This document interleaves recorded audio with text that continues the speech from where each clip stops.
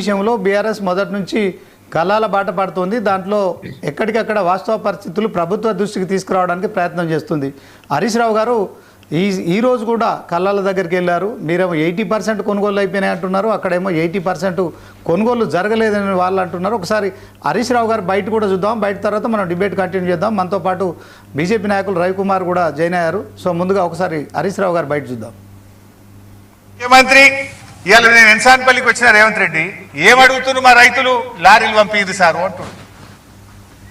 అంత కొట్ట 6 లారీలు వచ్చినాయి ఇప్పటిదాకా, నెల 15 రోజులలో 6 లారీలు వచ్చినాయి. మాకుగా లారీలు పంపితే మేము మొగలైతా ఉన్నది, వాన బయటట్టుంది. ఇప్పటికీ చెదలు పట్టిపోతున్నాయి వడ్లు. మేము నెల 15 రోజులు వడ్లు పోసి కింద సీసీ లేదు, మట్టి ఉన్నది, సంచులు సంచులు అట్లే చెదలు పట్టిపోతున్నాయి సార్, జర లారీలు పంపింది అని రైతులు అడుగుతా ఉన్నారు. ముఖ్యమంత్రి గారు నువ్వు ఢిల్లీ ట్రిప్పులు 60 కొట్టినావు, ఇప్పటికీ 60 సార్లు పోయించినట్టు నువ్వు ఢిల్లీకి.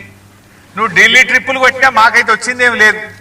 నీ ఢిల్లీ ట్రిప్పులు ఏమన్నా కానీ గా లారీలతో జల్లి ట్రిప్పులు కొట్టి, గా లారీ ట్రిప్పులు కొడితే గా వడ్లన్న పోతే మా రైతుల కష్టాలన్న తీరుతాయి. గా లారీలు ట్రిప్పులు కొట్టించే తెలివి లేదా నీకు? ఎప్పుడైనా మేము ఇట్లా గట్టిగా అడిగినామనుకో మమ్మల్ని తిట్టిపోస్తున్నారు, ఇక వ్యక్తిగత విమర్శలు చేస్తున్నారు, అక్రమ కేసులు పెడుతున్నారు. గట్టిగా ప్రభుత్వాన్ని నిలదీస్తే ప్రశ్నించిన వాళ్ళ మీద అక్రమ కేసులు పెట్టే ప్రయత్నం చేస్తున్నారు. సరే నువ్వు మమ్మల్ని ఎంత తిట్టినా మేమేం బాధపడం, కానీ రైతులకు కాంటాలు పెట్టు, రైతులకు కాంటాలు పెట్టి మమ్మల్ని తిట్టుర్రు. ఎంత తిట్టినా పడతాం, గా కాంటాలు పెట్టుర్రు. ఊకే మమ్మల్ని తిడితే వచ్చేదేం లేదు. గా వడ్లు పోయేటట్టు చేయండి, రైతులకు కాంటాలు పెట్టుండ్రి, లారీల ట్రిప్పులు పెంచుండ్రి. ఓకే కృష్ణతేజ గారు, దీంట్లో బండి సంజయ్ కూడా మరి మాజీ పార్లమెంటు సభ్యుడు, ఆయన మాజీ ఎమ్మెల్యే బాల్కసుమన్ చేసిన కామెంట్స్ విషయంలో విధ్వంసము అనే మాట అతని నోటి నుంచి రావద్దు, అది నిజంగానే అది ఏ రాజకీయ నాయకుడు మాట్లాడినా ఒప్పుకోమని చెప్పి కాంగ్రెస్కు కూడా కొంత మద్దతు పలికినట్టు మాట్లాడారు. అయితే ఇక్కడ దీంట్లో రైతులకు సంబంధించిన ధాన్యం కొనుగోలు విషయంలో మీరు ఎందుకని అబద్ధాలు చెప్తున్నారు? అదే క్రమంలో ఒక కండక్టర్, ఒక ఆర్టీసీ ఎంప్లాయీ, అతను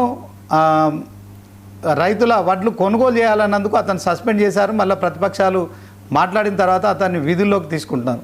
ఎందుకో ఒక చిన్న ఎంప్లాయీ మీద కూడా, అంటే ప్రశ్నిస్తే తప్ప కాంగ్రెస్ ప్రభుత్వాన్ని, ఒకవైపు ఏమో మాది ప్రజాపాలన అంటారు, ప్రజాప్రభుత్వం అంటారు. ఏమండి శ్రీనివాస్ గారు, శ్రీనివాస్ గారు, శ్రీనివాస్ గారు, హలో, ఒక్క నిమిషం సార్, మీరు ఫోన్లో మాట్లాడుతున్నారు, మన లైవ్ నడుస్తుంది. చెప్పండి కృష్ణతేజ గారు. ప్రశ్నిస్తే మీరు పోలీసులతో కేసులు పెట్టడము, బెదిరించడము ప్రభుత్వంలో ఉన్నాయి, ఇది చేయడాన్ని మీరు ఎట్లా సమర్థించుకుంటారు? శ్రీనివాస్ గారు ఒక మంచి క్వశ్చన్ అడిగినారు. ఇప్పుడు మన తెలంగాణలో ఈ సీజన్ లో మనం ప్రొక్యూర్మెంట్ 70 lakhs మెట్రిక్ టన్స్ పెట్టుకున్నాం. ఈ రోజు దాకా మనం 54,80,000 మెట్రిక్ టన్స్ ప్రొక్యూర్ చేసినాం. ఇది అఫీషియల్ వెబ్సైట్ లో ఉంది. ఇంకొకటి అందులో మనం 8,875 ప్రొక్యూర్మెంట్ సెంటర్స్ పెట్టినాం. 12,900 వెహికల్స్ ఉన్నాయి.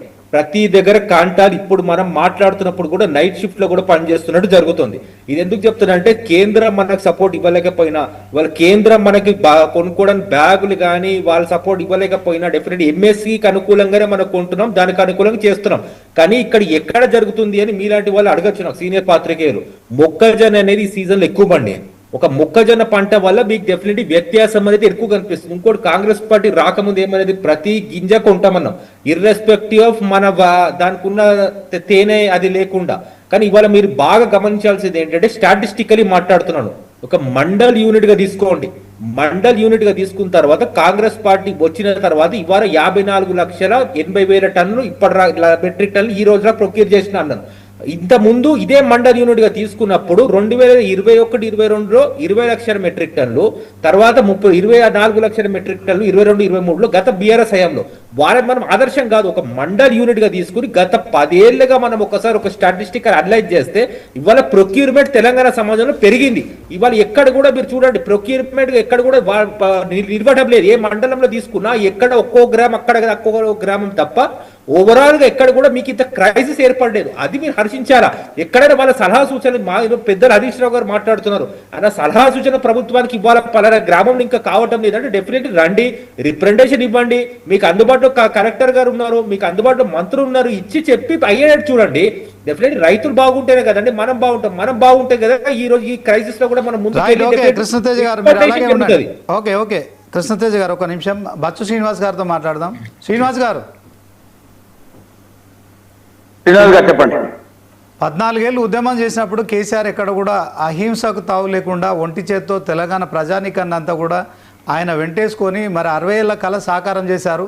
తెలంగాణ రాష్ట్రాన్ని సాధించిన ఘనత ఆయన మరి పొందారు. అదే క్రమంలో టీఆర్ఎస్ పార్టీని స్థాపించడము మరి తొలి మళ్ళీ ముఖ్యమంత్రిగా ఆయన చేస్తున్న సమయంలో సరే ఈ ప్రొక్యూర్మెంట్ డిలే అవుతుంది, రైతులు ఇబ్బందులు పడతారు, ఇదంతా మరి ఎండాకాలంలో జరిగే ప్రక్రియ, ప్రకృతి వైపరీత్యాలు ఒకవైపు, ఇదంతా కొనుగోలులో జాప్యం జరగడం కామన్. కానీ బాల్కా సుమన్ ఒక మాజీ ఎంపీ, ఒక మాజీ ఎమ్మెల్యే, ఒక సీనియర్ పొలిటీషియన్, ఇవాళ ఆయన విద్యార్థి దశ నుంచి ఉద్యమంలో కూడా పనిచేశారు, అదే క్రమంలో ఎంపీగా పనిచేశారు, ఎమ్మెల్యేగా పనిచేశారు.